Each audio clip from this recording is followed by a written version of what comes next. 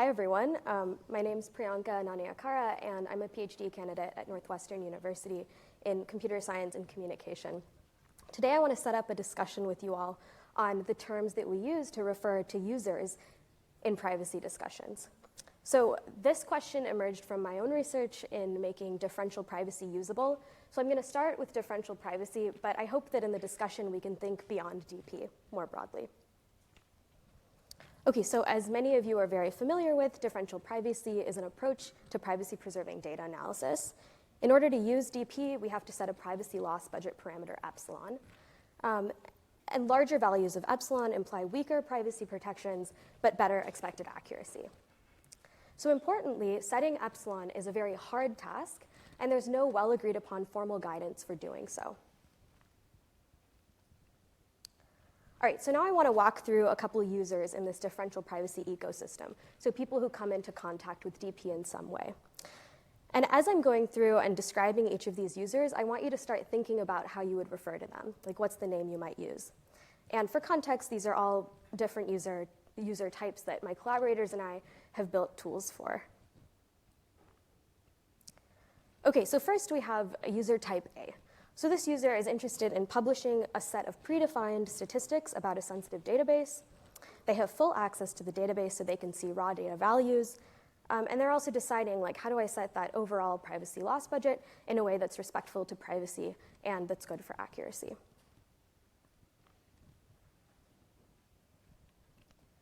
All right, so now let's look at user type B, and again, think about what you might call this person or this user type.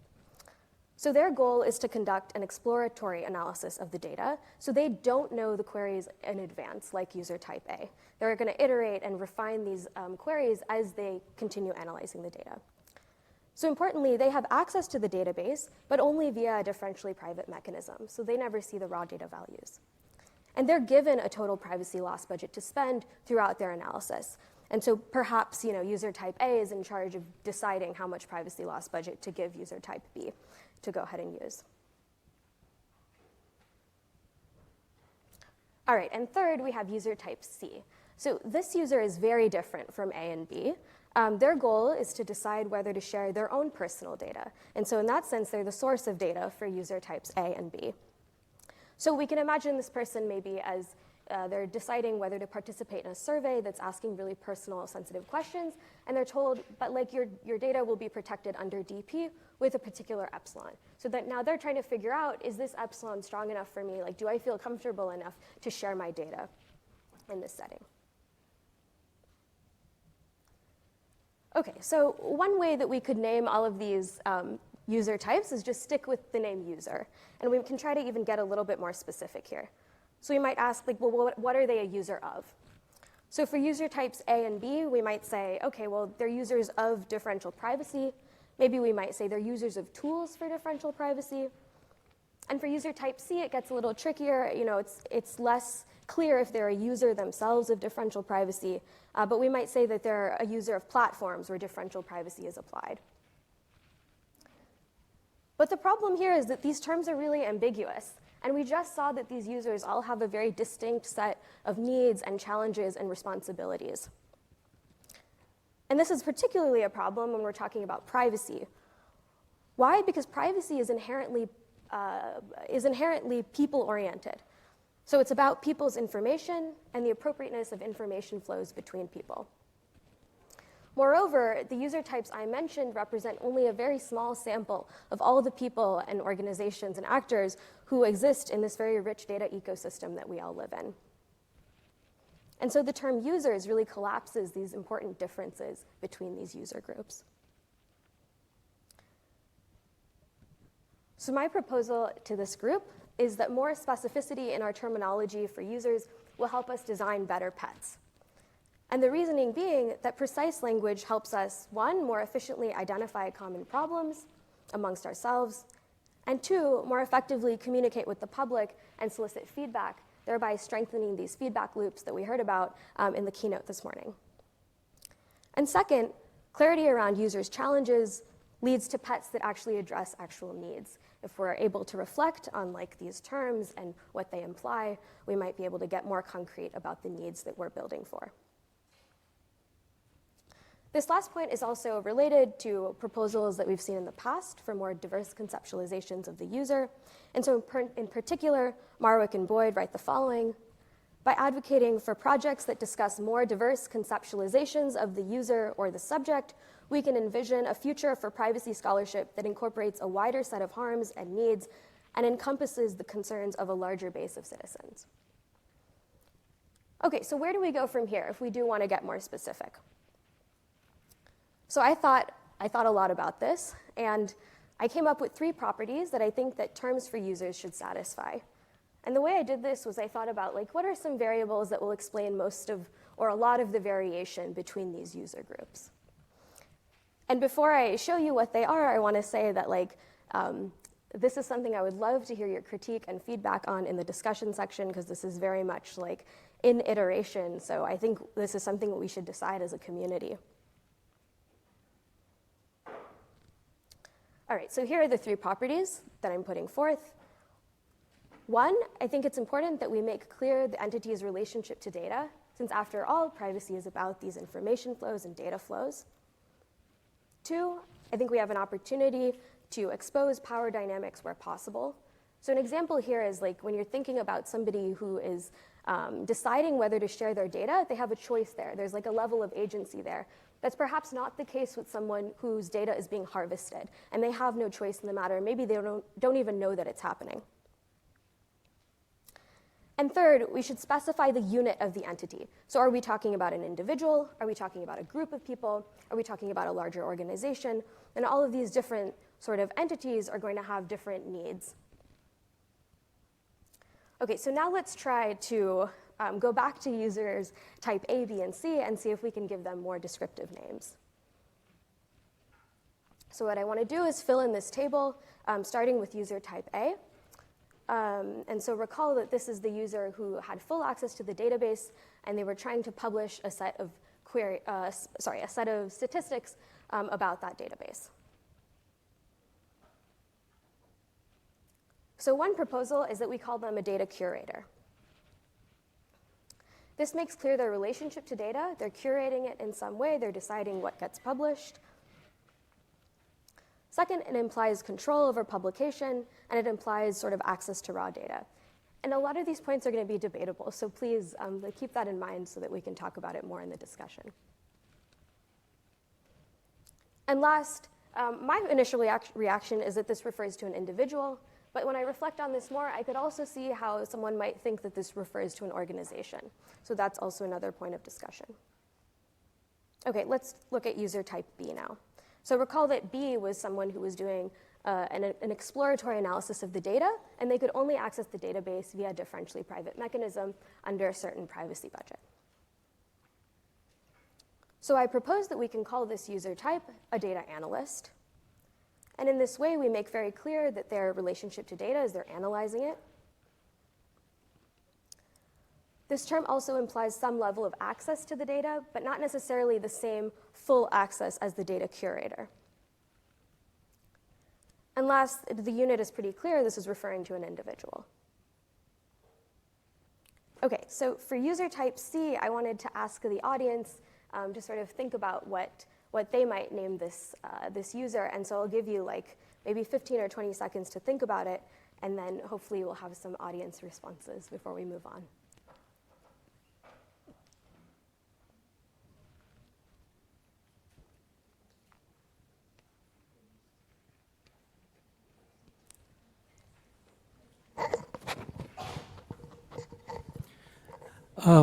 Why don't we get inspired from the legal terminology? In the law, we have data subject, we have data controller, and data processor. Wouldn't they fit? Probably they don't solve all the problems, but they may fit in here. Yeah, I like that a lot. I'm interested in data controller in particular. Like, maybe I'm not too familiar. Is this coming from like GDPR? This is coming. Data controller is a term that's in GDPR, correct?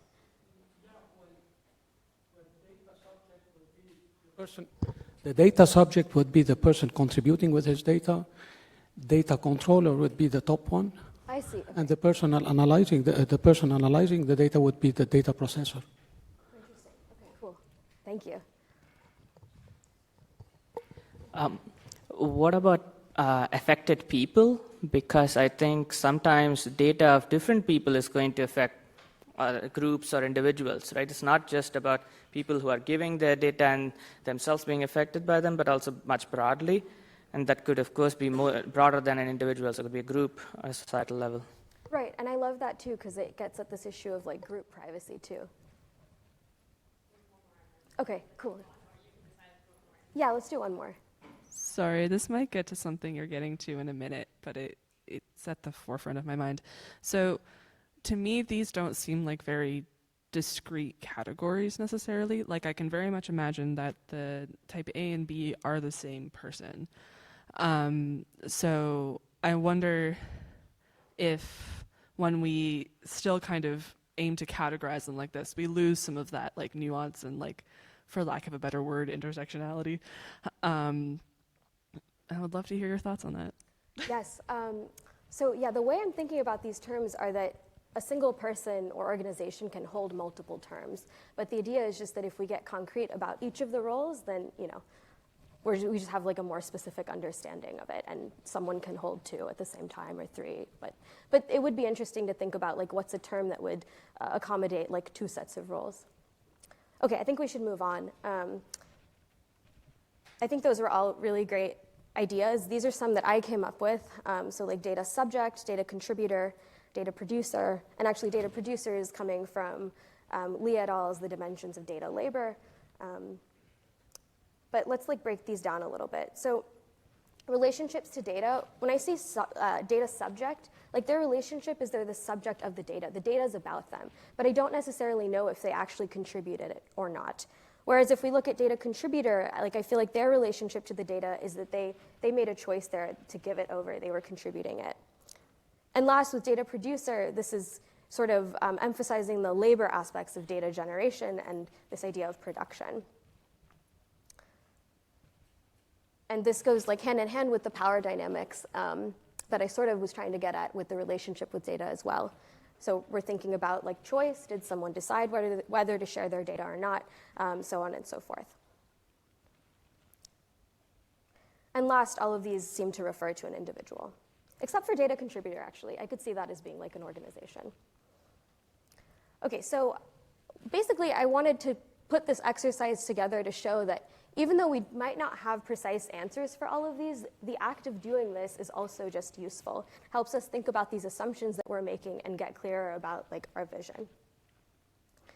And so I'll end there, but before I go into the formal discussion section, I wanted to say thank you to several of my collaborators and colleagues for engaging with me in this conversation so I could interrogate this question more deeply. And yeah, I would love to hear all of your thoughts on any of the things I presented. Thank you.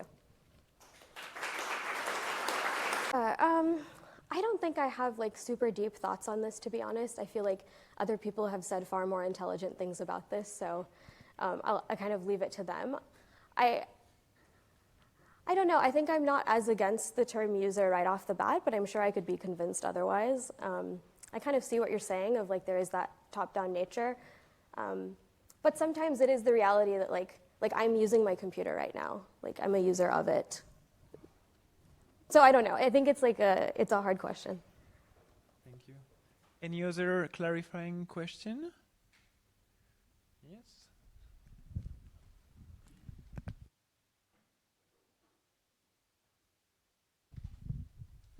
Yeah, I just wanted to ask whether differential privacy in what this user categorization plays a special role, or it's just like a placeholder for any kind of privacy-enhancing technology.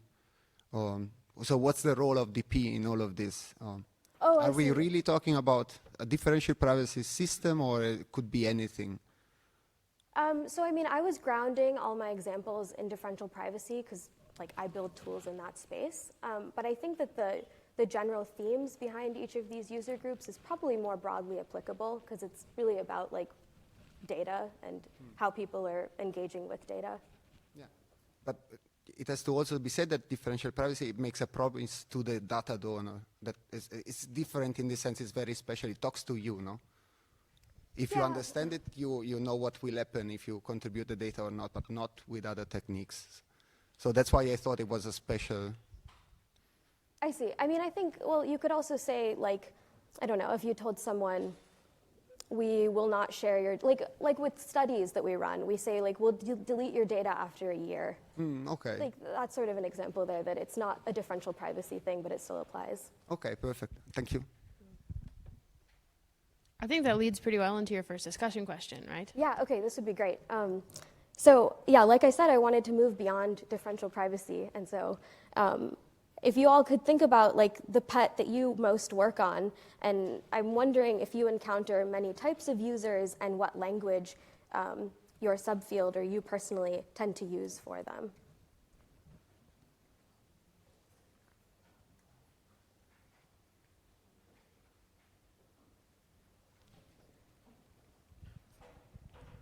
Very brief remark. I find myself replacing my co-authors, consumers to citizens, people, users, no consumers.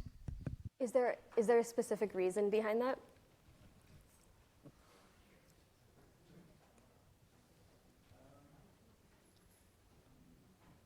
I'm not sure if I can articulate it well now, but yeah, I don't like that to be. Maybe similar to Luke, your comment on users. Yeah, more like yeah. Maybe I can answer for me because I have the same struggle. I think consumer is the same, like it's someone who consumes something. You're just like one cog in the machine who consume, and you have no agency.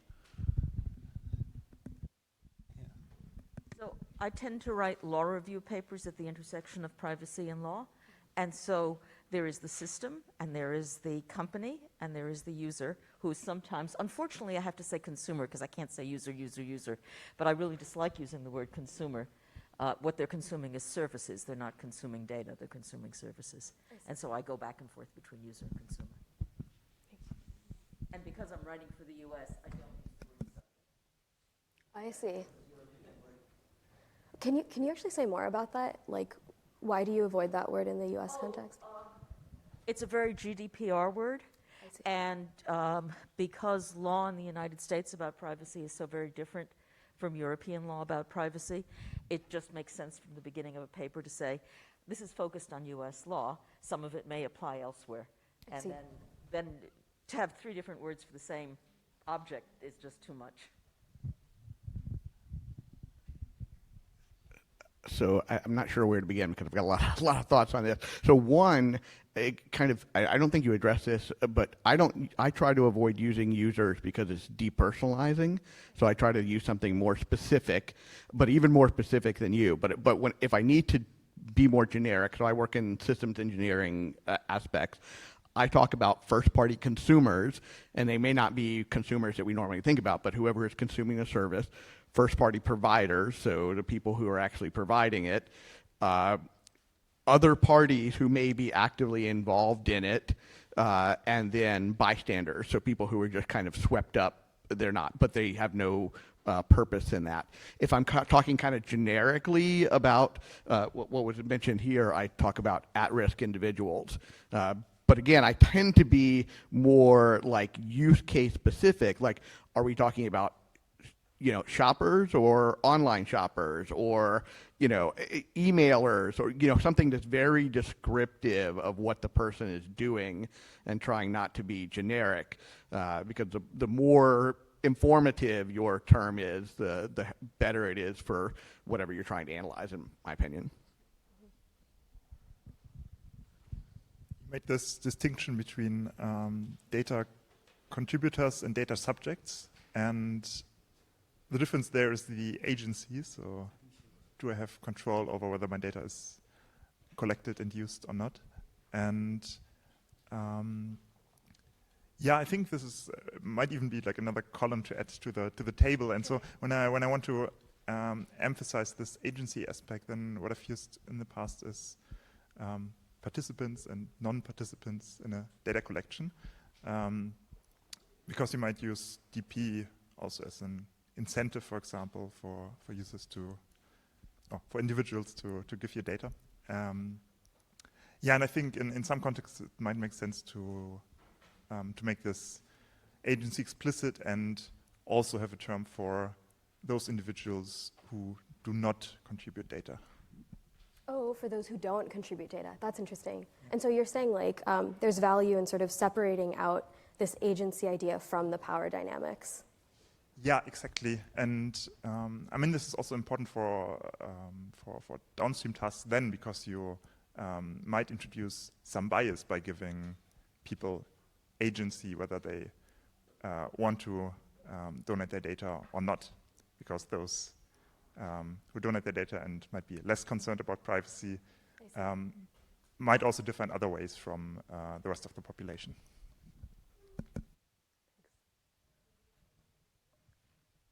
I agree with many of the points that were mentioned before. I just wanted to add that from Uni's perspective, we usually refer to our users as community members. And the reason for this is because we recognize that our users have very diverse backgrounds and, for example, be lawyers, researchers, advocates, technologists, and each category has a different relationship with the data and interacts with it in a different way and has different needs and goals. And so the unifying factor for all of these different types of users is the community, which is what has like the shared goals and values. And so we refer to them as that's, on the one hand, we refer to them as community members also so it's less depersonalizing, as was mentioned before, like the term user, but at the same time recognizing that each group of community members has different needs and then, yeah. Yeah, that's interesting. So it's almost like it's useful to think about, I don't want to use the word hierarchy, but like, you know, a person can be, like you said, like a lawyer. They can also be a community member, but like lawyer is more of the individual term. But yeah, I like that. And then I see where that's going. And also you're all convincing me against the word user now altogether, so.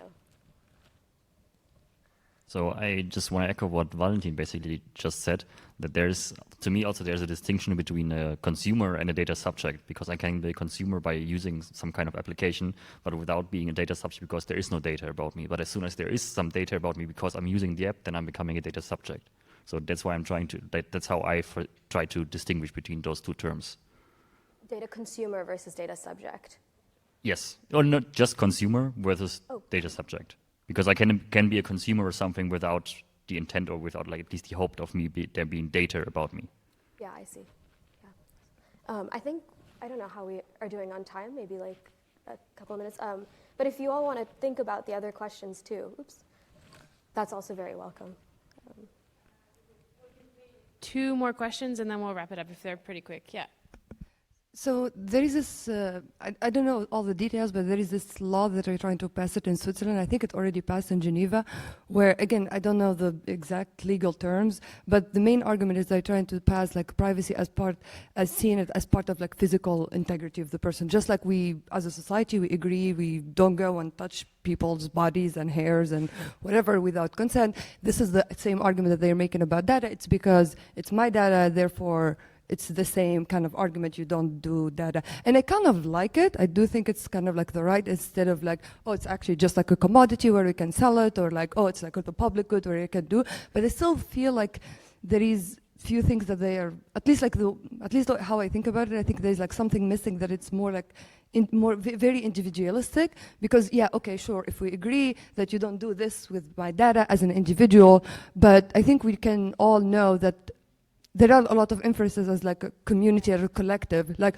for example, a certain minority group from like these immigrants, they have this ritual that they do in XYZ, and yes, I am not touching certain individuals' data, but I am doing this like inference about like collective. So I don't have like an answer to like what a user is, but maybe we can start a conversation of, I do like the data as part of like the integrity of the human user as a human, but I don't know how can we go beyond it and think about it instead of like individualistic, but more like a collective way. Yeah, and that was sort of exactly why I added this third property of like the unit of the entity, because I was thinking about like networked privacy and group privacy and how do we sort of think about those things too, but I also don't have a really good answer for that.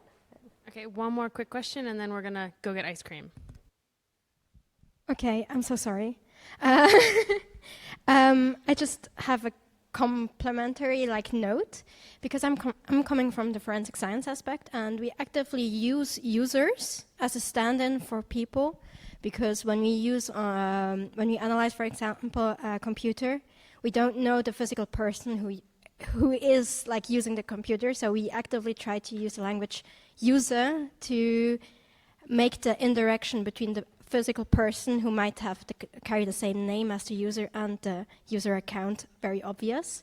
So I don't know whether you want to have like this interaction too in your language, or whether you actively don't want to have this interaction, because in the end of the day you want to protect like people. I see. All right. Let's thank our speaker one more time.